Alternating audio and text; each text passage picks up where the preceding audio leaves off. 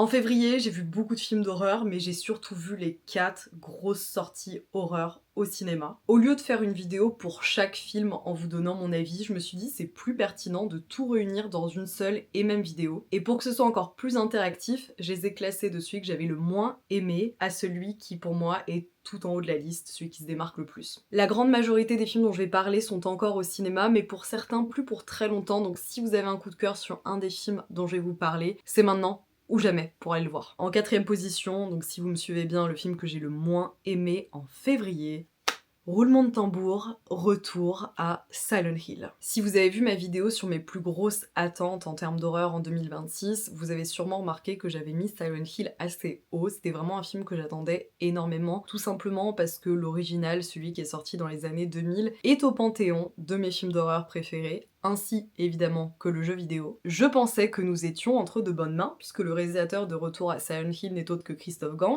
qui se trouve être le réalisateur du premier volet. Comment est-ce qu'on a pu se retrouver dans cette galère alors que le premier volet est vraiment très pertinent? Contextualisons un tout petit peu le film. Donc on est sur une adaptation du jeu vidéo d'horreur Silent Hill et plus particulièrement le deuxième volet Silent Hill 2, sachant qu'il y a un remake de ce jeu vidéo qui est sorti il y a quelques années. C'est un jeu, le second volet, qui est très apprécié par les fans et c'est du coup un film très attendu de ce côté-là. Vous suivez l'histoire d'un jeune homme, James Sunderland, qui a le cœur brisé, qui est détruit depuis la mort de sa femme. En tout cas, on pense que sa femme est décédée il y a quelques années. Et puis, il reçoit une mystérieuse lettre qui semble avoir été écrite par sa femme et qui lui demande de revenir dans la ville de Silent Hill, ville qu'il a quittée depuis des années et dont sa femme est originaire. Comme le titre l'indique, James va retourner à Silent Hill et c'est là que les ennuis vont commencer. En temps normal, je trouve les critiques négatives assez compliquées parce que selon moi, ça peut être assez dur d'identifier quand on n'a vraiment pas du tout aimé un film ce qui nous a déplu. Il y a plein d'axes qui peuvent entrer en compte, alors que là,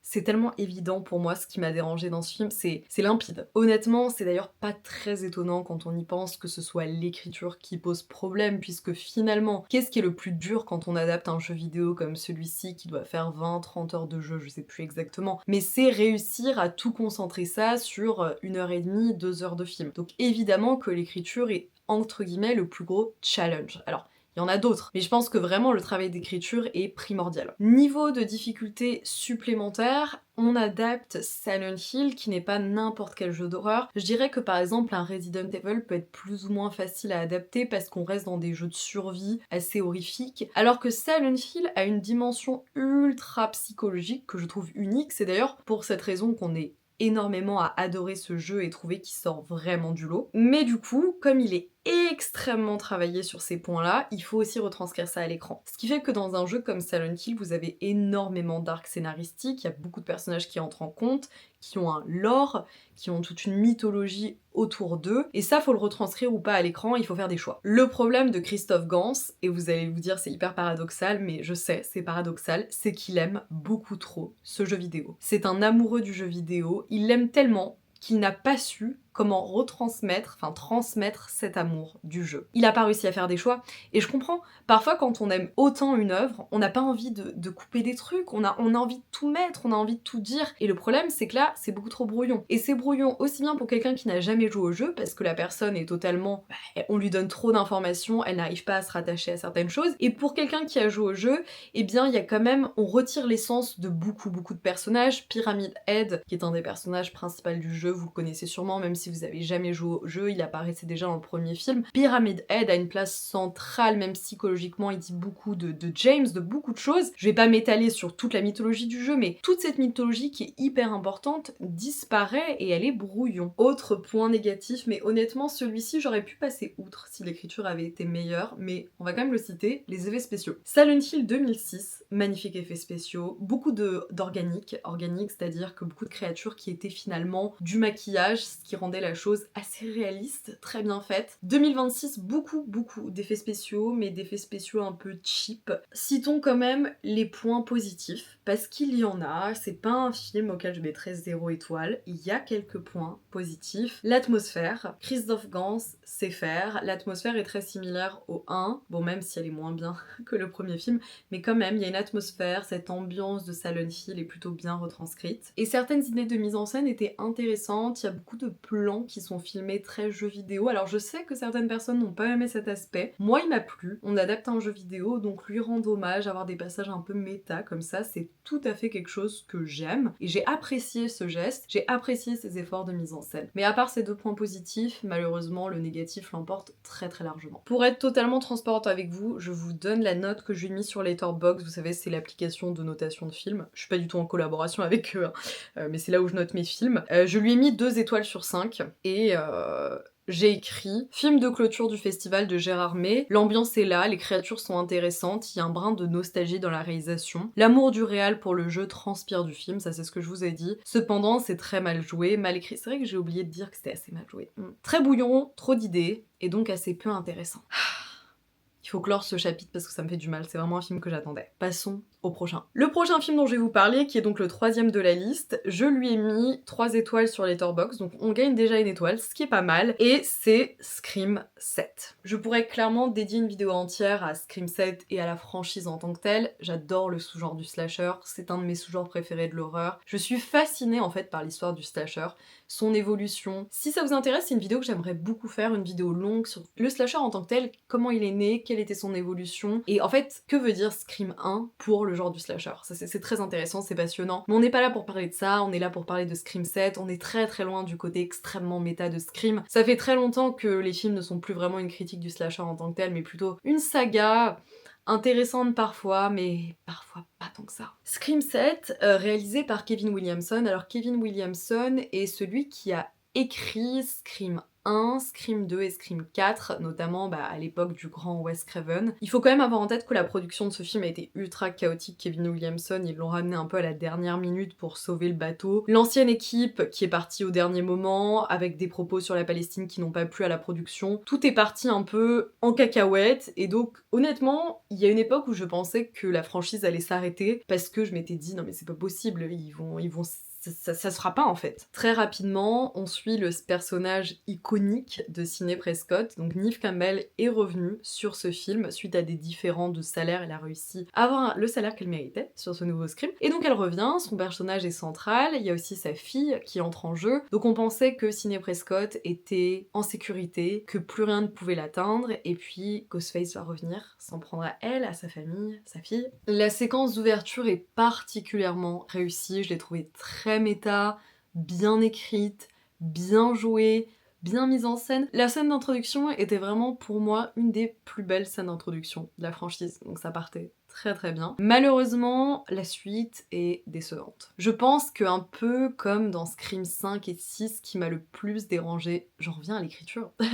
J'ai vraiment un problème avec l'écriture, mais parfois je trouve que ça se voit en fait quand des trucs ont été accélérés, rushés. Ça se voit parce qu'en fait, un peu comme dans le 5 et 6, les Ghostface sortent de nulle part. Les tueurs ont des motivations nulles, il faut le dire, des motivations qui ne sont en tout cas pas très intéressantes. Ils ont un passé qu'on ne connaît pas, ou peu, ou alors pas très pertinent. Et finalement, du coup, quand ils apparaissent à l'écran et qu'on a la révélation finale, on reste un peu perplexe. C'est vraiment, c'est ça, perplexe. Alors certaines personnes pourraient me dire, mais la révélation elle arrive à la fin, ça fait pas tout le film, ça gâche pas tout un film, mais finalement c'est un ensemble, c'est-à-dire que de la même manière que les personnages, les tueurs sont mal écrits, ça se voit pendant tout le film que l'écriture est pas au rendez-vous. Par exemple, vous avez des très grosses incohérences. Alors je déteste les gens qui disent qu'ils n'ont pas aimé un film parce que le film était incohérent, donc voilà.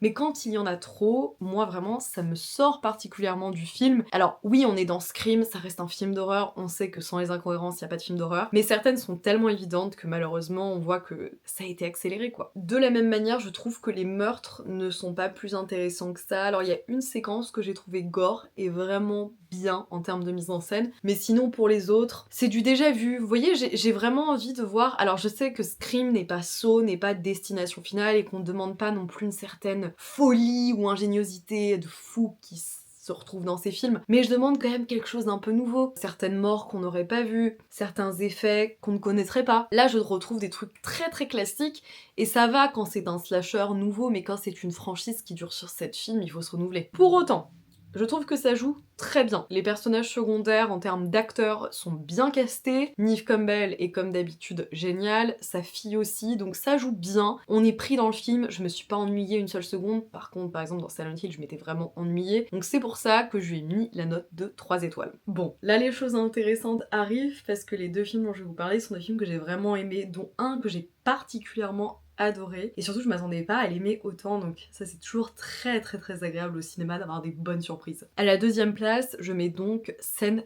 Help, le nouveau film d'horreur. Alors c'est plutôt une comédie horrifique du réalisateur Sam Raimi. Sam Raimi, je sais que ce nom vous est familier, c'est normal, c'est celui qui a réalisé les 2 premiers Evil Dead, il a aussi fait quelques Spider-Man, et puis Jusqu'en Enfer. On le connaît parce que la comédie horrifique c'est son truc, Evil Dead, le temple de la comédie horrifique, et Jusqu'en Enfer également. C'est donc son grand retour dans le cinéma de genre, puisque Jusqu'en Enfer, qui est son dernier vrai film de genre, est sorti en 2009. Send Help, c'est l'histoire de Linda, une femme qui travaille depuis très longtemps pour une entreprise. Elle est tellement excellente dans son travail qu'on lui a promis une promotion, on lui a promis de devenir vice-présidente de l'entreprise. Malheureusement, le patron qui lui avait fait cette promesse de promotion décède, et c'est son fils qui prend la relève. Et son fils, c'est pas la même ambiance. C'est quelqu'un qui n'adresse pas trop la parole à Linda, qui préfère jouer au golf avec les collègues masculins, et qui va clairement dire à Linda qu'elle peut oublier cette promotion. Et puis un jour, ils sont obligés tous les deux de prendre un vol pour aller faire du business en Thaïlande. Cet avion se crache. Ils sont les 2 seuls survivants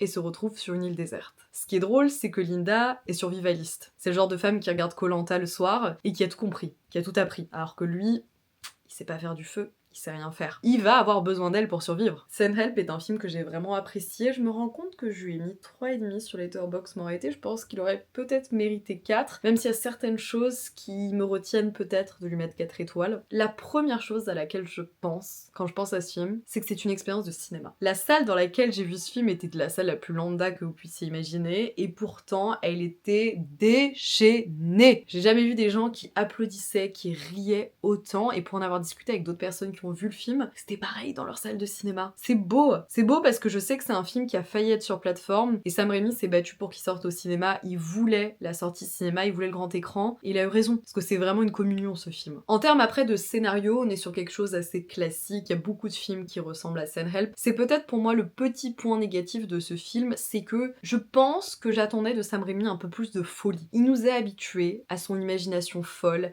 à ses magnifiques scénarios uniques, ultra originaux. Et finalement ici on se retrouve sur une construction assez classique, un survival avec un plot twist à la fin, mais un twist qu'on a déjà vu dans d'autres films. Alors je dirais pas dans quel autre film on l'a vu, mais si vous avez vu l'autre film, vous saurez de quoi je parle. Mais voilà, je vais éviter de trop spoiler dans cette vidéo. Donc globalement il m'a manqué quand même ce grain de folie. Mais en fin de compte, c'est quand même Sam Raimi derrière la caméra et ça se sent tout du long. La mise en scène est un régal, on a ces plans qui m'ont fait penser bien évidemment à Evil Dead, vous savez, à la première personne, accélérée. J'adore ces plans. Et puis il y en a plein d'autres qui sont fascinants. Le duo d'acteurs est très bon, Rachel McAdams, Dylan O'Brien, ils portent le film. Je pense qu'avec des acteurs un peu moins charismatiques, le film aurait vraiment énormément perdu. Et les deux jouent tellement bien, ils ont une sorte d'alchimie, mais pas forcément amoureuse, mais on sent qu'il y a un truc, il y a un lien, que ce soit toxique, que ce soit malsain, il y a quand même un lien entre les personnages qui se ressent tout du long. Et puis c'est drôle, j'ai ri, je ris pas souvent devant les films. Moi j'aime les films d'horreur, hein. Je suis pas quelqu'un qui regarde des comédies. Donc quand on me pond une comédie d'horreur, souvent je ne ris pas. Mais Sam Raimi, ça me fait rire. Et il a encore réussi. Je pense que Send Help sera dans mon top 10 de 2026. Je veux pas m'avancer parce que l'année est encore longue, qu'il y a énormément de sorties horreur. Pour le coup, il y en aura beaucoup plus qu'en 2025, donc ce sera plus dur. Et en 2025, je me souviens pas avoir eu déjà un coup de cœur dès février. Donc c'est une bonne chose, c'est une très bonne chose. J'ai hâte de voir ce que nous réserve la suite. Mais passons maintenant à mon film préféré, de février, qui lui pour le coup sera obligatoirement dans le top 10 de 2026 je pense. Ma grosse surprise, et en vrai je suis pas très étonnée parce que je commence à me connaître et je connais mes goûts et je me rends compte que plus j'avance dans ma cinéphilie, plus j'ai une attirance totalement décuplée pour les ovnis. Les ovnis vraiment ces films où on se dit bon heureusement qu'ils existent parce que on voit pas des films comme ça tous les jours. C'est Iron Lung. Iron Lung qui a donc été réalisé par un youtubeur qui s'appelle Markiplier. Alors si vous habitez dans une grotte comme moi, vous ne connaissez sûrement pas ce youtubeur, je connaissais pas, mais j'ai appris son existence et j'en suis ravie. Le film est une adaptation d'un jeu vidéo, le jeu vidéo s'appelle Iron Lung, donc exactement comme le film. Je n'avais jamais entendu parler de ce jeu vidéo et je pense que je ne suis pas la seule parce qu'apparemment c'est vraiment un jeu vidéo assez niche qui finalement a été, de ce que je comprends, pas mal popularisé par le youtubeur Markiplier qui a fait une vidéo dessus. La vidéo a eu beaucoup de succès et finalement il a décidé d'en faire un film de 2 heures quand même, ce qui est assez long au vu du budget. Pour vous donner quand même des chiffres parce que je trouve ça absolument fou, le film a coûté 3 millions, entièrement financé par Markiplier, il n'est pas du tout passé par des studios ou quoi que ce soit, ce qui est très impressionnant et ce qui lui a permis aussi d'avoir une grande liberté créative et ça se voit. Par contre, le film, donc là au 1er mars, avait rapporté sur le monde entier 51 millions de dollars. C'est vraiment impressionnant. Sachant qu'au début, il n'était même pas sûr de sortir ce film au cinéma parce que comme c'est pas produit par un studio, pour lui c'était beaucoup plus compliqué d'avoir accès au circuit cinéma. Le film est sorti 2 jours en France grâce au distributeur MK2 Alt, donc c'est une branche de MK2 que vous connaissez, les cinémas MK2, ils distribuent aussi. Et MK2 Alt sort souvent justement des films issus de YouTube ou qui sont créés par des personnes qui viennent d'internet. C'est très intéressant et du coup ils l'ont sorti en visa exceptionnel, c'est-à-dire qu'ils l'ont sorti que 2 jours en France pour notamment ne pas activer la chronologie des médias et bon, il y a plein de choses qui rentrent en compte là-dedans, mais du coup c'est un film qui est sorti que 2 jours en France. Évidemment, j'avais l'info, j'ai pris ma place et je suis très contente de l'avoir découvert au cinéma parce que l'expérience cinématographique était très intéressante. Pour vous raconter l'histoire du film, vous êtes dans le futur, l'humanité s'est quasiment éteinte et seuls certains humains survivent en vivant dans des stations spatiales. Et cette petite humanité qui survit essaye d'explorer des planètes, des lunes pour trouver un nouveau refuge. Vous suivez l'histoire d'un prisonnier, donc au lieu de purger sa peine derrière des barreaux, eh bien on l'envoie un peu dans ce qu'on pourrait appeler une sorte de mission suicide parce que on l'envoie explorer une lune recouverte d'un océan de sang. Et donc la seule manière d'y aller, c'est littéralement d'être dans un sous-marin, puisque comme vous l'avez compris, il n'y a quasiment qu'un océan sur cette lune. Tout le film est donc, en tout cas une très grande majorité du film, est un huis clos où on suit cet homme qui est joué par le youtubeur lui-même, par Markiplier, qui est dans un sous-marin, qui explore cette lune. C'est un film principalement d'horreur cosmique, d'horreur Lovecraftienne, appelez ça comme vous voulez. D'ailleurs, je pense faire plusieurs vidéos sur ce thème parce que j'aime tellement cette horreur. C'est vraiment quelque chose qui me terrifie. J'ai peur de l'horreur cosmique comme... Waouh, c'est vraiment... pour moi, ce qui fonctionne très bien. C'est donc un film qui joue vraiment sur la peur de l'inconnu, sur l'infiniment grand, l'infiniment petit, ce qui ne peut pas être perçu par l'être humain, et cette peur de l'inconnu, surtout quand on explore ce genre de planète, en tant qu'humain, quand on essaie de reconstruire notre humanité ailleurs, cette chose de se dire qu'on va sur une planète et qu'on peut y retrouver n'importe quoi, des choses qu'on ne pourrait même pas imaginer dans notre propre écosystème, ça me glace le sang. Et c'est pour ça que j'aime tellement Alien, parce que finalement pour moi c'est un peu cette peur-là. À plusieurs reprises dans le film, vous avez, je pense qu'on pourrait appeler des références directes à Lovecraft, notamment il y a certaines bestioles qui sont filmées, qui sont très ressemblantes à certaines créatures qu'on connaît très bien chez Lovecraft. Et je fais cette tête parce que ça me glace le sang rien que d'y penser. Il y a aussi quelque chose qui est très bien fait dans ce film, c'est que le sous-marin est vraiment très sommaire. C'est pas un sous-marin d'une grande technologie, c'est vraiment une boîte de fer. Mais ce qui est très intéressant, c'est que la boîte en tant que telle de fer a un système d'éclairage qui permet de prendre des photos à l'extérieur, une sorte de système de rayon X. Et donc, à chaque fois que vous appuyez sur un bouton, une photo est prise. Mais la personne qui est dans le sous-marin ne peut pas voir l'extérieur en continu. Il n'y a pas de baie vitrée, il n'y a pas de phare qui vous permettent de voir l'extérieur. Donc à chaque fois que la personne veut voir ce qui se passe à l'extérieur, elle doit activer, prendre une photo. C'est hyper bien fait, donc du coup, de temps en temps, il appuie, on voit rien, bon enfin on voit des fonds marins dont on reconnaît à peine les contours, il appuie, et là... on a une image qui nous glace au sang. C'est génial. J'en parle avec beaucoup de passion parce que je trouve qu'en termes de mise en scène, c'est extrêmement intelligent et c'est tout bête. Et souvent dans l'horreur, c'est ce qui fonctionne le mieux. les choses hyper sommaires comme ça. Le film joue énormément sur cette sensation d'isolement, de claustrophobie, d'être coupé du monde, des sensations et des peurs qui finalement sont de moins en moins explorées dans les films de genre qu'on peut voir depuis ces dernières années. Le film a très peu de moyens, mais il fait avec, et c'est peut-être sa plus grande force, c'est que du coup, le film est obligé de trouver des idées de mise en scène qui viennent pallier à ce manque de budget, et donc du coup ça donne quelque chose d'hyper inventif, et c'est très libre. On voit qu'il n'y a aucun studio derrière qui est venu mettre des freins à certaines idées. Le film est évidemment à ses défauts, parce que dans cette liberté, on a peut-être un peu trop, mais finalement, est-ce que c'est pas ça qu'on veut voir aujourd'hui? Parce qu'il faut trouver des défauts, il y en a, hein. J'ai pas besoin de creuser pour en trouver, je les ai vus les défauts. La longueur du film, le film est beaucoup trop long. C'est vrai que comme on a très peu de budget, on est toujours dans ce huis clos, on voit pas grand chose finalement, et bon 2 heures dans un sous-marin, même si le film est très bon,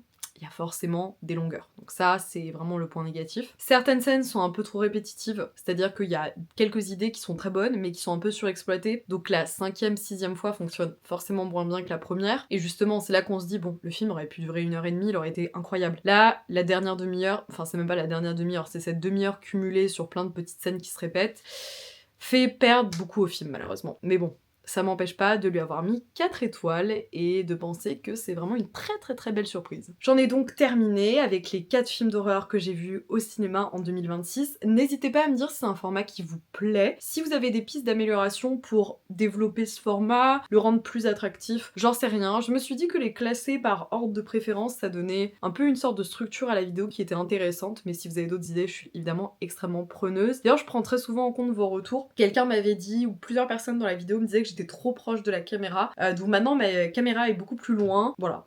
Ce genre de choses, je les prends en compte. On se retrouve très bientôt pour de nouvelles vidéos. Évidemment, en mars, vous aurez à nouveau cette vidéo pour faire un récapitulatif de toutes les sorties de mars que j'ai adorées ou pas. Et beaucoup d'autres vidéos arriveront entre-temps aussi. Merci pour votre fidélité.